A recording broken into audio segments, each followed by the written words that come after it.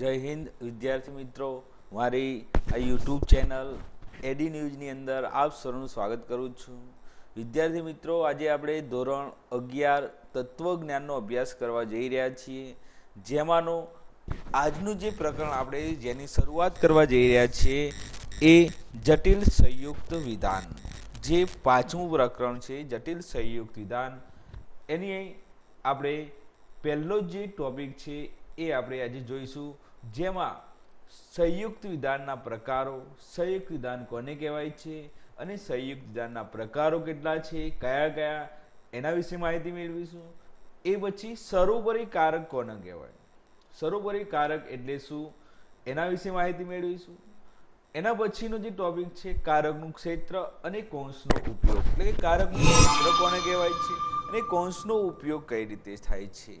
આ ત્રણ ટોપિક છે આ વિડીયોની અંદર આપણે જોવા જઈ રહ્યા છીએ. ખૂબ જ મહત્વનો ટોપિક છે, પરીક્ષાની અંદર વારંવાર પૂછાય છે અને તમે ધ્યાન આપજો, એકદમ સરળ ટોપિક છે. યારે ત્રણે ત્રણ જોઈએ આપણે. પહેલાં તો વિદ્યાર્થી મિત્રો, તમે મારી આ ચેનલને લાઈક અને સબસ્ક્રાઈબ કરી ના હોય તો સબસ્ક્રાઈબ કરી અને લાઈક કરજો અને તમારા મિત્રોને શેર કરજો. જો કોઈ પ્રશ્ન હોય તો મારો મોબાઈલ નંબર છે, એના પર તમે કમેન્ટ કરી તેમજ તમે નીચે કમેન્ટ બોક્સની અંદર તમે તમારો પ્રશ્નનું સોલ્યુશન મેળવી શકો છો. જોઈએ વિદ્યાર્થી મિત્રો, પહેલું જ આપણે કે જટિલ સંયુક્ત વિધાન કોને કહેવાય છે. જટિલ સંયુક્ત વિધાન એટલે શું એ પહેલાં આપણે ચોથા પ્રકરણની અંદર આપણે જોઈ ગયા કે સાદું વિધાન કોને કહેવાય, સંયુક્ત વિધાન કોને કહેવાય. આ બે બાબતો આપણે આગળના ચોથા પ્રકરણની અંદર જોઈ ગયા છીએ. તો સાદું કોને કહીશું કે જેમાં સાદું વિધાન એને કહીશું કે જેમાં ફક્ત એક જ વિધાનનો સમાવેશ થતો હોય, એટલે કે બીજા કોઈ વિધાનનો સમાવેશ થતો ના હોય તેવા વિધાનને શું કહેવાય, સાદું વિધાન કહેવાય છે. એ જોયું તો આપણે. બીજી વ્યાખ્યા આપણે સંયુક્ત વિધાનની પણ વ્યાખ્યા જોઈ હતી કે જે એક કે તેથી વધુ સાદા વિધાનોનું બનેલું સંયુક્ત વિધાન. એ સંયુક્ત વિધાનની વ્યાખ્યા પણ આપણે જોઈ હતી. અહીંયા આપણે જટિલ સંયુક્ત વિધાનની વ્યાખ્યા જોવાની છે. તો જો જટિલ સંયુક્ત વિધાન કોને કહીશું, જટિલ સંયુક્ત વિધાન એટલે કે જો આપણે એક કે તેથી વધુ, જટિલ સંયુક્ત વિધાન એને કહીશું આપણે કે એક કે તેથી વધુ જે સંયુક્ત વિધાનોનું બનેલું સંયુક્ત વિધાન, એને શું કહેવાય છે, જટિલ સંયુક્ત વિધાન કહેવાય છે. જો વિદ્યાર્થી મિત્રો, આપણે આગળ સંયુક્ત વિધાનની વ્યાખ્યા જોઈ હતી. સંયુક્ત વિધાનની અંદર શું હતું, એક કે તેથી વધુ સાદા વિધાનો, સંયુક્તની જગ્યાએ શું સાદા વિધાનોનું બનેલું સંયુક્ત વિધાન છે, એને શું કહેવાશે, ફક્ત સંયુક્ત વિધાન કહેવાશે. જ્યારે અહીંયા આગળ જટિલ સંયુક્ત વિધાન છે તો જટિલ સંયુક્ત વિધાન એને કહીશું આપણે કે એક કે તેથી વધુ સંયુક્ત વિધાનોનું બનેલું સંયુક્ત વિધાન, એટલે કે એક કે તેથી વધુ સંયુક્ત વિધાનો વાળું જે સંયુક્ત વિધાન છે એને આપણે જટિલ સંયુક્ત વિધાન કહેવાશે.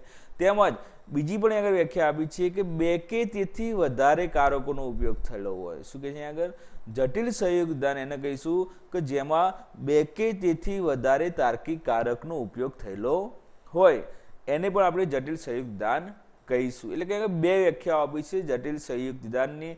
બંને વ્યાખ્યાઓ તૈયાર કરી દેવાની. નીચેની બીજી વ્યાખ્યા એકદમ સરળ છે કે બે કે તેથી વધારે જો તાર્કિક કારકો આવતા હોય તો એ વિધાનને કયું વિધાન કહેવાશે, એ વિધાનને જટિલ સંયુક્ત વિધાન આપણે કહીશું. તેમજ આ જે વિધાનના પ્રકારો આપણે ત્રણ પ્રકારો પડે છે, સાદું વિધાન, જો આપણે સાદું વિધાન, સંયુક્ત વિધાન અને ત્રીજા નંબરનું છે જટિલ સંયુક્ત વિધાન. તો આ ત્રણ પ્રકારોની આપણે આગળ આકૃતિ દ્વારા આગળ સમજૂતી આપી છે આપણને. કુલ તાર્કિક કારકો છે, એ તાર્કિક કારકો અને એની આકૃતિ દ્વારા ત્રણ પ્રકારોની સમજૂતી આપી છે. જો આગળ સાદું વિધાન છે તો સાદું વિધાન કોને કહીશું કે જેમાં તાર્કિક કારકો કેટલા હોય, એક પણ તાર્કિક કારક આવે નહીં. એક પણ તાર્કિક કારક આવે નહીં એને સાદું વિધાન કહેવાય છે. એક તાર્કિક કારક હોય, ફક્ત એક જ તાર્કિક કારક હોય, એને કયું વિધાન કહેવાશે, સંયુક્ત વિધાન કહેવાશે. અને બે કે તેથી વધારે તાર્કિક કારક હોય, જેમાં બે કે તેથી વધારે તાર્કિક કારક હોય એને કયું વિધાન કહેવાશે, જટિલ સંયુક્ત વિધાન કહેવાશે. એટલે કે ત્રણેય વિધાનો સાદું, સંયુક્ત અને જટિલ ખ્યાલ આવી ગયો કે જેમાં એક પણ તાર્કિક કારક હોય નહીં, એને સાદું વિધાન, એક કારક હોય તો સંયુક્ત વિધાન, બે કે તેથી વધારે કારકો હોય તો જટિલ સંયુક્ત વિધાન કહેવાય છે. જો અહીં આગળ ઉદાહરણો આપેલા છે, જો આ ઉદાહરણ જો એક જ તાર્કિક કારક આપેલો નથી, પી અને ક્યુ છે, તો આ પી ક્યુ બંને કેવા સાદા વિધાનો છે. જ્યારે બીજા ઉદાહરણમાં જો અહીંયા આપણને પહેલા ઉદાહરણ નિષેધ પી આપેલું છે અને પી સમુચ્ચય ક્યુ આપેલું છે, એટલે કે બંનેમાં અહીંયા એક કારક છે ને અહીંયા પણ એક કારક છે, અહીંયા નિષેધ છે, અહીંયા આગળ સમુચ્ચય છે, તેથી આ બે વિધાનો કેવા છે? સંયુક્ત વિધાનો છે. જટિલ સંયુક્ત વિધાનની અંદર આપણે જોઈએ તો એમાં શું બે કે તેથી વધારે કારકો હોય છે. જો આ પહેલા વિધાનમાં બે નિષેધ છે તો આ જટિલ સંયુક્ત વિધાન ગણાશે. અહીંયા પણ જો નિષેધ પી વિકલ્પ નિષેધ ક્યુ છે તો અહીંયા કુલ 3 કારકો છે, તેથી આ પણ કેવું વિધાન ગણાશે? જટિલ સંયુક્ત વિધાન ગણાશે. એટલે કે ટૂંકમાં સાદું વિધાન, સંયુક્ત વિધાન અને જટિલ સંયુક્ત વિધાન પરીક્ષાની અંદર વારંવાર પ્રશ્ન પૂછાય છે. વિકલ્પ વિભાગ બી ની અંદર પૂછાય છે, વિભાગ એ ની અંદર પૂછાય છે. તો તૈયારી રાખવાની, પરીક્ષામાં પૂછાશે સાદું, સંયુક્ત અને જટિલ સંયુક્ત વિધાન કોને કહેવાય છે. આગળ આપણે જોઈએ તો જટિલ સંયુક્ત વિધાનના પ્રકારો છે. જટિલ સંયુક્ત વિધાનના કુલ અહીં આગળ આપણના પ્રકારો, તો કુલ એના પ્રકારો કુલ 5 પ્રકારો છે. જટિલ નિષેધ, જટિલ સમુચ્ચય, જટિલ વિકલ્પન, જટિલ શરતી અને જટિલ દ્વિશરતી. એમાંનું પહેલું જ આપણે જોઈએ કે જટિલ નિષેધક વિધાન કોને કહીશું?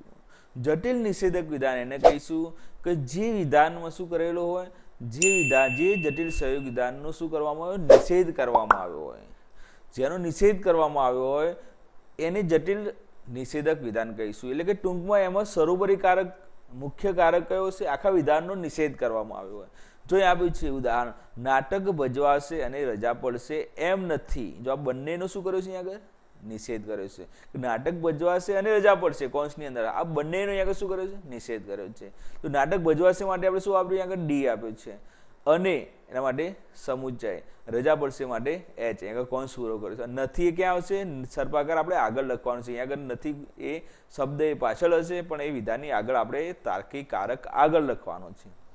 તો જો આ વિધાન કયું થઈ ગયું? આમાં મુખ્ય આપણે જોઈએ તો જે નિષેધ એ સર્વોપરી કારક એટલે કે મુખ્ય કારક ગણાય છે. આ સમુચ્ચય તો એનું ક્ષેત્ર, સમુચ્ચયનું ક્ષેત્ર કેટલું? ડી અને એચ પૂરતું મર્યાદિત છે, જ્યારે નિષેધ એ આખા વિધાને લાગુ પડે છે. તેથી આ જે વિધાન છે જટિલ નિષેધક વિધાન છે.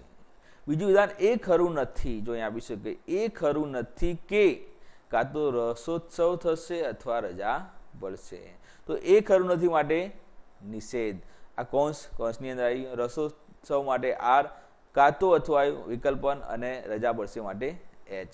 તો જો આ વિધાનમાં પણ કયું સર્વોપરી કારક, મુખ્ય કારક આપણે નિષેધ છે, તો આ પણ જટિલ નિષેધક ગણાશે, કારણ કે કૌંસની બહાર છે. વિકલ્પન આર અને એચ ને લાગુ પડે છે, જ્યારે નિષેધ આખા વિધાને લાગુ પડે છે, જ્યારે આ નિષેધ પણ આખા વિધાને લાગુ પડે છે. તેથી આ બંને વિધાનો કેવા છે? જટિલ નિષેધક છે. કેમ જટિલ નિષેધક છે? કે એમાં સર્વોપરી કારક, મુખ્ય કારક કેવો છે? નિષેધ છે. આગળનો આપણે જોઈએ તો બીજા નંબરનું જે છે એ આપણને આપેલું છે કે જટિલ સમુચ્ચય. તો જટિલ સમુચ્ચય વિધાન કે જેમાં સર્વોપરી કારક બે વિધાનો અથવા કોઈ એને સમુચ્ચય કારકથી જોડવામાં આવેલા હોય, અથવા આપણે કહીએ કે સર્વોપરી કારક, મુખ્ય કારક છે. બે કારકોમાંથી મુખ્ય કારક મેન જે આખા વિધાને લાગુ પડે છે તે કારક કેવો હોય? સમુચ્ચય હોય છે. જો નાટક ભજવાશે માટે ડી છે, અને આવ્યો સમુચ્ચય, રજા પડશે ની રજા માટે એચ, અને નહીં એના માટે આપણે શું આપ્યું છે? આગળ નિષેધ આપ્યો છે. જો આમાં બે કારકો છે, પણ નિષેધ તો કોને લાગુ પડશે? એચ ને લાગુ પડે છે, જ્યારે સમુચ્ચય આખા વિધાને લાગુ પડે છે. તેથી આખું વિધાનનો પ્રકાર કયો છે? જટિલ સમુચ્ચય છે. એ રીતે કાં તો રસોત્સવ થશે અથવા રજા પડશે, રસોત્સવ માટે આર, કાં તો અથવા માટે વિકલ્પન અને રજા પડશે માટે એચ, અહીંયા કૌંસ પૂરો કરવાનો. સમુચ્ચય અને આ તો સમુચ્ચય છે, વિદ્યાર્થીઓ રાજી થશે માટે એસ છે. તો આ વિધાનમાં પણ જો સર્વોપરી કારક, મુખ્ય કારક કયો? સમુચ્ચય છે. વિકલ્પન કોને લાગુ પડે છે? આર અને એચ ને લાગુ પડે છે, જ્યારે સમુચ્ચય આખા વિધાનને અને એસ ને લાગુ પડે છે. એક આખું વિધાન કેવું છે? જટિલ સમુચ્ચય વિધાન છે. એ જ રીતે જટિલ વિકલ્પન, જટિલ વિકલ્પન અંદર કાં તો અથવા છે, વિકલ્પન છે. નાટક ભજવાશે માટે ડી, અથવા કાં તો અથવા માટે વિકલ્પન, રજા પડશે માટે એચ, અને વિદ્યાર્થીઓ રાજી થશે માટે એસ, અને કૌંસની અંદર આપેલું છે. તો આમાં જો સર્વોપરી કારક, મુખ્ય કારક કયો છે? વિકલ્પન છે. તેથી આ વિધાનનો પ્રકાર પણ કેવો થશે? જટિલ વિકલ્પન થશે. એ જ રીતે કાં તો રસોત્સવ થશે નહીં, જો કાં તો અથવા એટલે વિકલ્પન છે, રસોત્સવ થશે નહીં, તો નિષેધ આર લખ્યું છે, અથવા તો વિકલ્પ 1 રજા પડશે નહીં તો નિષેધ એચ, રજા પડશે નહીં માટે નિષેધ એચ આપેલું છે. તો આખા વિધાન આપણે જોઈએ તો નિષેધ આરને લાગુ પડે છે, આ નિષેધ એચને લાગુ પડે છે, જ્યારે વિકલ્પ 1 છે એ આખા વિધાનને લાગુ પડે છે. તેથી આ વિધાનને જટિલ વિકલ્પન વિધાન આપણે કહીશું. આપણે પછી આગળ આપણે જોઈએ તો જટિલ શરતી વિધાન આપેલું છે. તો જટિલ શરતી વિધાન કે જેમાં શરતી એ મુખ્ય કારક હશે, જો તો છે આખું વિધાન, જોતોને લાગુ પડે છે. નાટક ભજવાશે માટે ડી છે, રજા પડશે માટે એચ, વિદ્યાર્થી રાજી થશે માટે એસ છે. તો અહીંયા આગળ જોતો માટે શરતી, અહીં કૌંસની અંદર એચ સમુચય એચ છે. તો આ જે જટિલ જે વિધાન છે એ જટિલ શરતી વિધાન છે. કેમ કે જો સમુચય એચ અને એસને લાગુ પડે છે, આ કારક આખા વિધાનને લાગુ પડતો નથી. શરતી છે આખા વિધાનને લાગુ પડે છે, તેથી જટિલ શરતી વિધાન છે. એ જે જો રસોત્સવ થશે નહીં તો નિષેધ આર, રજા પડશે નહીં નિષેધ એચ, અને જો તો શરતી છે તો આખું વિધાન છે એ કયું જટિલ શરતી છે. એ રીતે જટિલ દ્વિશરતી વિધાન, જો નાટક ભજવાશે માટે ડી, અને માટે સમુચય આપણું નાટક વિજેતા જાહેર થશે માટે પી, કૌંસ પૂરો છે, જો તો અને તો છે તો દ્વિશરતી, રજા પડશે માટે એચ. તો આ વિધાનની અંદર આપણે જોઈએ તો સમુચય ડી અને પીને લાગુ પડે છે, જ્યારે દ્વિશરતી આખા વિધાનને લાગુ પડે છે, એચને પણ લાગુ પડે છે, નાનેને પણ લાગુ પડે છે. તેથી જટિલ દ્વિશરતી વિધાન આને આપણે કહીશું. એ રીતે જો આપણી ટીમ જીતશે નહીં તો ટીમ જીતશે નહીં માટે નિષેધ ટી છે, જો તો અને તો માટે દ્વિશરતી છે, રસોત્સવ થશે માટે આર, અને સમુચય છે અને રજા પડશે માટે એચ છે. તેથી આ વિધાન પણ કેવું ગણાશે જટિલ દ્વિશરતી વિધાન ગણાશે. આમ વિધાનના કુલ આપણે 5 પ્રકારો જોયા: જટિલ સમુચય, જટિલ નિષેધ, જટિલ વિકલ્પન, જટિલ શરતી અને જટિલ દ્વિશરતી છે. એ મુખ્ય સરોવરી કારક, જે મુખ્ય કારક હશે એના આધારે આપણે એ વિધાનનો પ્રકાર નક્કી કરી શકાશે. વિધાનનો પ્રકાર શાના આધારે થશે કે વિધાનની અંદર જે કારક આખે તે ભાગને નહીં પણ જે આખા વિધાનને લાગુ પડતું હોય એ કારક એ જટિલ સંયુક્ત વિધાનનો પ્રકાર ગણાશે. જોઈએ હજુ વધુ સરળ તમને એટલા માટે આપણે આગળનો જે મુદ્દો છે એ જોઈએ તો સર્વોપરી કારક. ખાસ સમજો વિદ્યાર્થી મિત્રો, આ ખૂબ જ મહત્વનો ટોપિક છે. અરે સર્વોપરી કારક વારંવાર પરીક્ષા અંદર પૂછાય છે. સર્વોપરી કારક કોને કહીશું? તો અહીંયા આપણે સર્વોપરી કારકની જે વ્યાખ્યા આપી છે કે જટિલ સંયુક્ત વિધાનની અંદર આપણે જોઈએ તો વિધાનમાં રચનામાં વપરાયેલા જટિલ સંયુક્ત વિધાનની રચના કરવાની અંદર વપરાયેલા વિવિધ કારકો પૈકી સર્વોપરી કારક વિવિધ કારકો પૈકી અહીંયા આપણે કે એક અને ફક્ત એક જ કારક શું હોય છે? મુખ્ય હોય છે.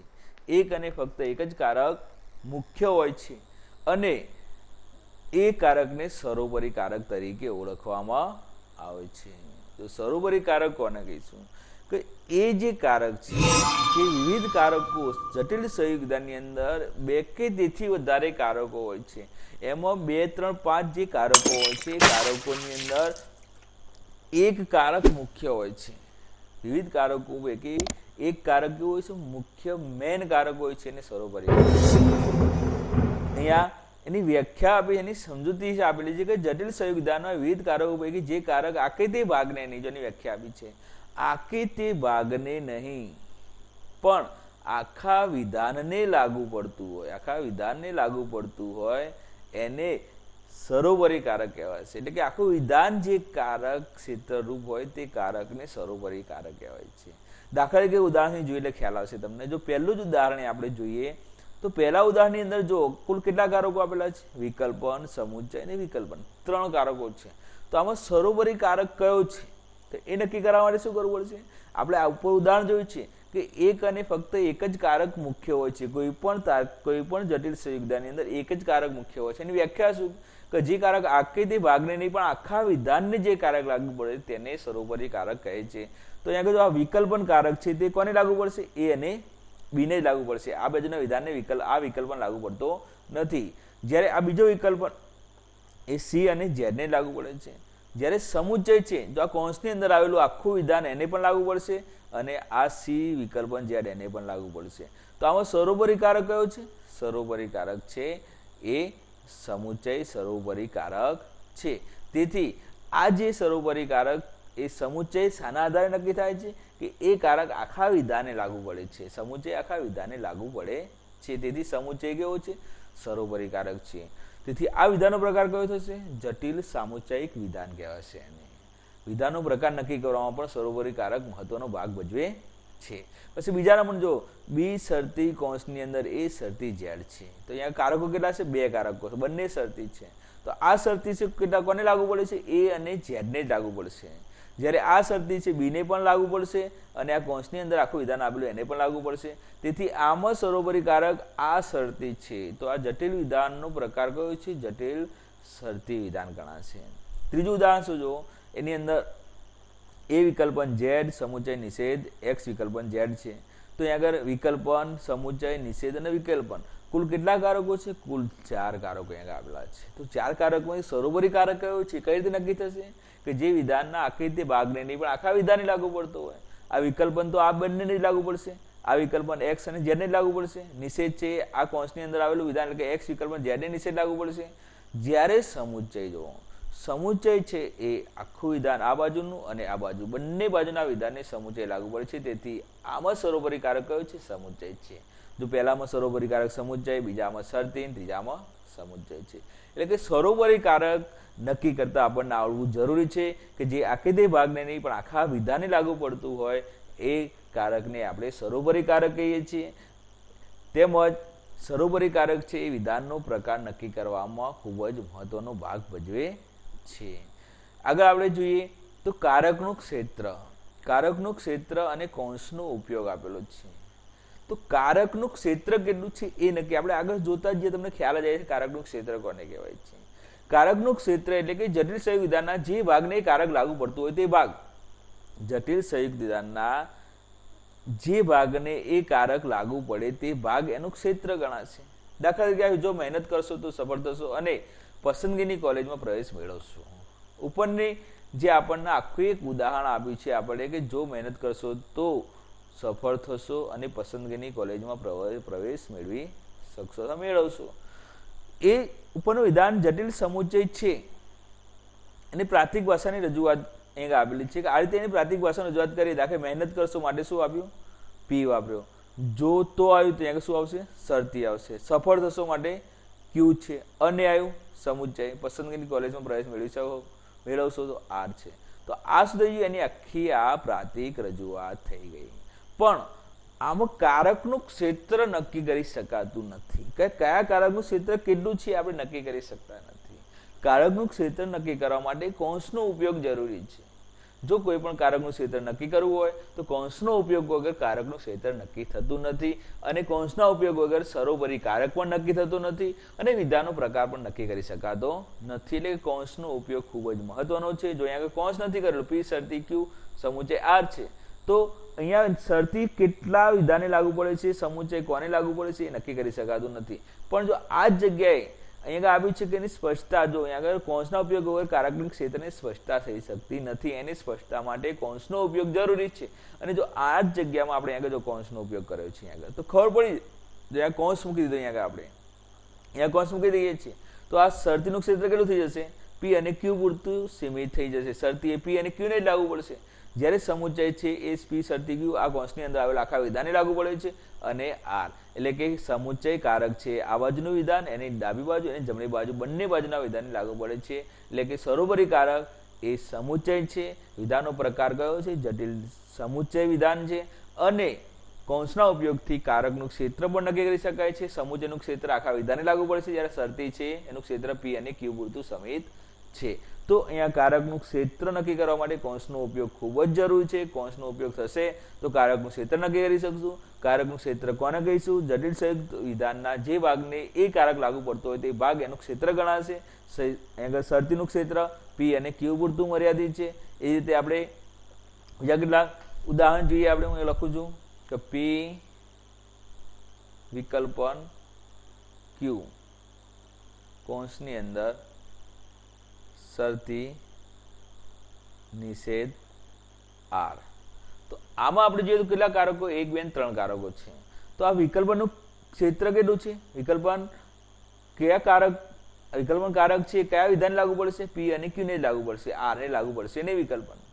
તેમજ આ નિષેધ કોને લાગુ પડશે? આર ને લાગુ પડશે. જ્યારે શરતી છે આખા વિધાનને આ બાજુનું વિધાન અને આ બાજુનું આખા વિધાનને લાગુ પડશે. એટલે કે કારકનું ક્ષેત્ર એ નક્કી કરવા માટે કૌંસનો ઉપયોગ જરૂરી છે. કૌંસનો ઉપયોગ થશે તો જ આપણે કારકનું ક્ષેત્ર નક્કી કરી શકશું. આગળ આપણે જોઈએ તો કારકનું ક્ષેત્ર અને કૌંસનો ઉપયોગ જોયો. કૌંસનો ઉપયોગની અંદર આપણે જોઈએ તો કારકનું ક્ષેત્ર અને કૌંસનો ઉપયોગની વધુ સ્પષ્ટતા માટે કેટલાક બીજા ઉદાહરણો આપેલા છે, એ પણ આપણે જોઈએ તો ખ્યાલ આવશે એના કૌંસનો ઉપયોગ કઈ રીતે કરવાનો છે. જ્યાં કાં તો નાટક ભજવાશે નહીં, નાટક ભજવાશે માટે ડી છે, નહીં માટે નિષેધ છે, અથવા વિકલ્પન અને રજા પડશે માટે એચ અને નહીં માટે નિષેધ. તો આ આખી એની પ્રાતિક રજૂઆત છે.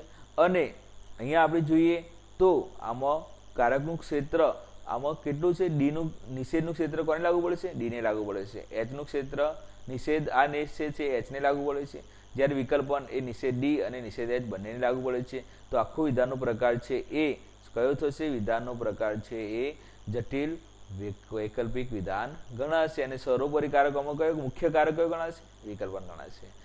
આની અંદર જોઈએ તો જો રસોત્સવ થશે અને આપણી ટીમ જીતશે તો રસોત્સવ માટે એ અને માટે સમુચય અને આપણી ટીમ જીતશે માટે બી છે.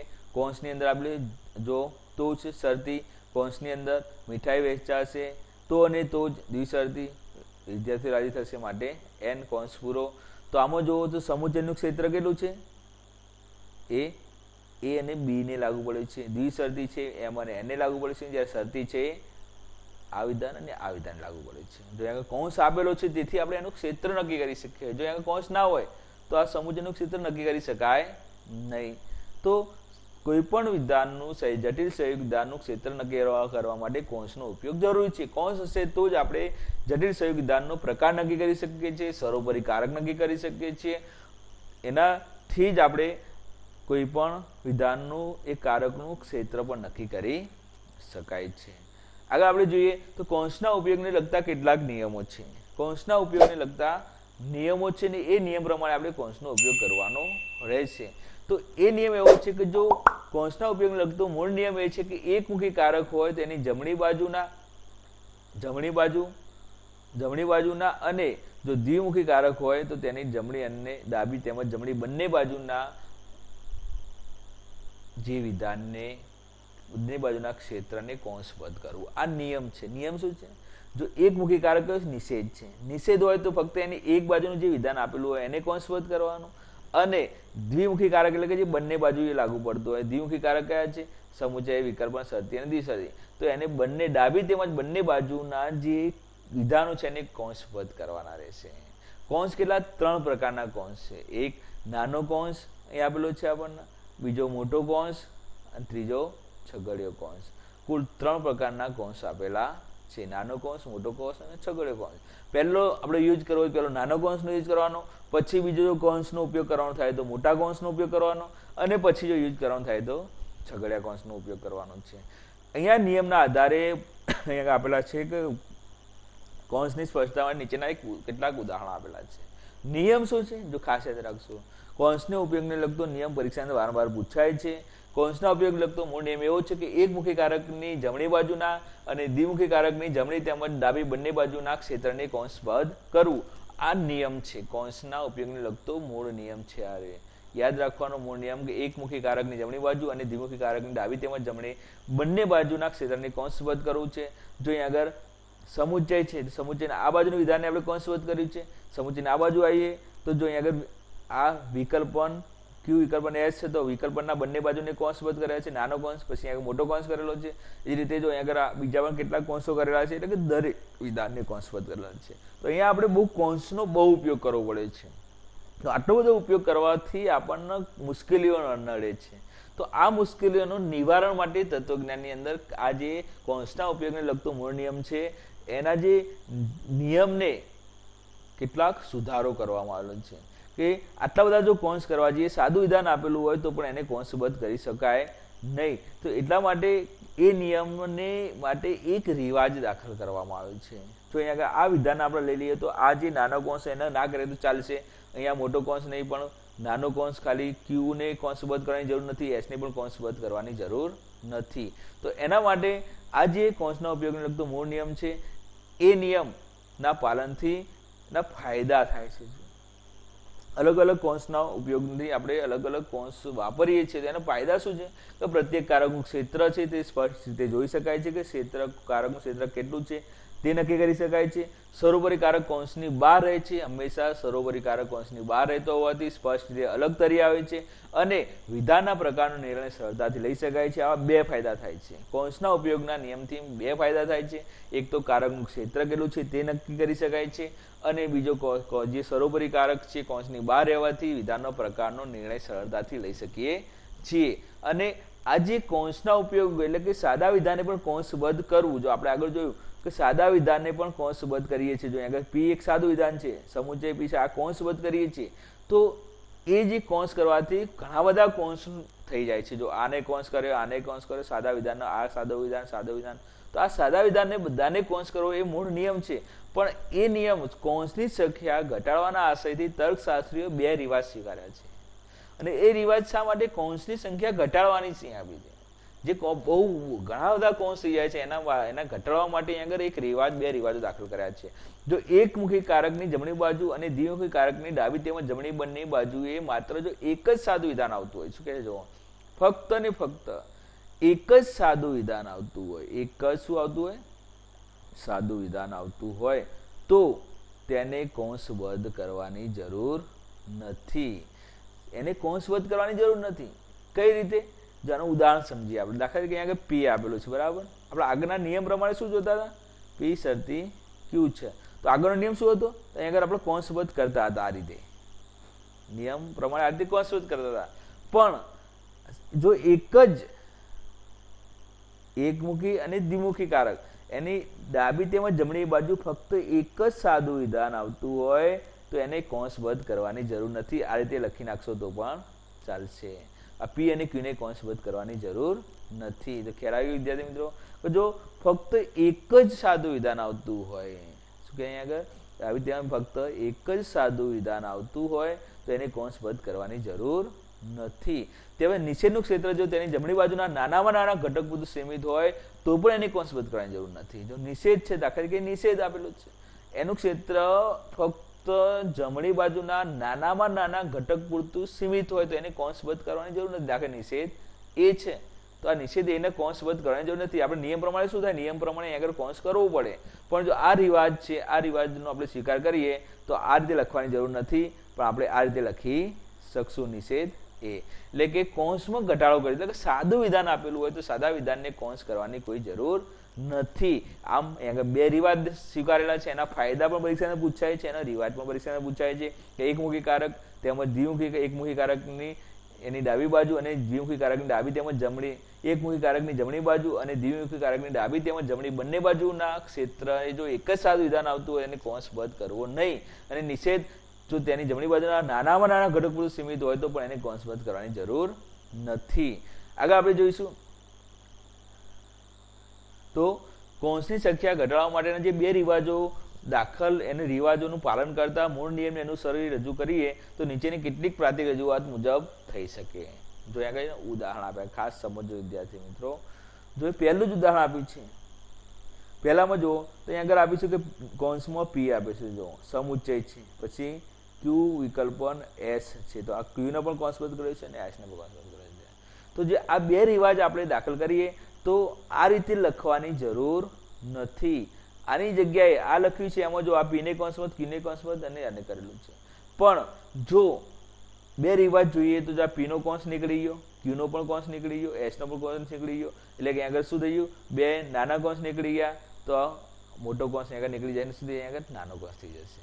તો જે આ આપેલું છે આપણને, તો અહીંયા જે રિવાજ દાખલ કર્યો છે, રિવાજ દાખલ કરવાથી સાદા વિધાનને કૌંસબદ્ધ કરવાની જરૂર રહેતી નથી. એ જ રીતે અહીંયા આપેલું છે જો પીને કૌંસબદ્ધ કર્યો છે, પી નીકળી જશે તો આ મોટો કૌંસ નીકળી જશે, એને કરવાની કોઈ જરૂર રહેશે નહીં. અહીંયા વિકલ્પન છે, ક્યુ સમુચ્ચય આર છે તો ક્યુનો કૌંસબદ્ધ, આરનો કૌંસ બંને નીકળી જશે તો મોટો કૌંસ પણ નીકળી જશે, એક સાદો કૌંસ રહેશે. એ જ રીતે અહીંયા પણ આપેલું છે કે આ નાના કૌંસ બધા નીકળી જશે અને ફક્ત સાદું વિધાન હોય એને કૌંસબદ્ધ કરવાની જરૂર રહેતી નથી. એટલે કે ટૂંકમાં એકમુખી કારક હોય એની ડાબી બાજુ અને દ્વિમુખી કારક હોય ડાબી તેમજ જમણી બંને બાજુ જો સાદું વિધાન આવતું હોય એને કૌંસબદ્ધ કરવાની જરૂર નથી. તો આ રીતે વિદ્યાર્થી મિત્રો અહીંયા આપણને જે માહિતી આપી છે કે કૌંસનો ઉપયોગ અને કૌંસના ઉપયોગથી શું ફાયદા થાય છે અને એના રિવાજો શું છે બે, એ તમામ વિશે આપણે વિસ્તૃત માહિતી મેળવી. તો એમાં ખ્યાલ આવી ગયો હશે. જો વિદ્યાર્થી મિત્રો આ જે મારા વિડીયો છે તમારા મિત્રોને તમે શેર કરતા રહેજો, અને હજુ પણ જો મારા ચેનલને લાઇક કરી ના હોય તો લાઇક અને સબસ્ક્રાઈબ કરજો. અસ્તુ. જય હિન્દ.